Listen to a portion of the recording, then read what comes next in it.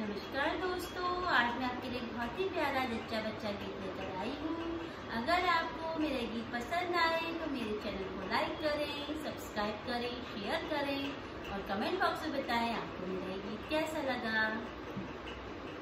आज गाओ गाओ रे मंगल चार सुहागिनी नाम, ललन भई शुभ घड़ी हमारे आज कन्हैया भई।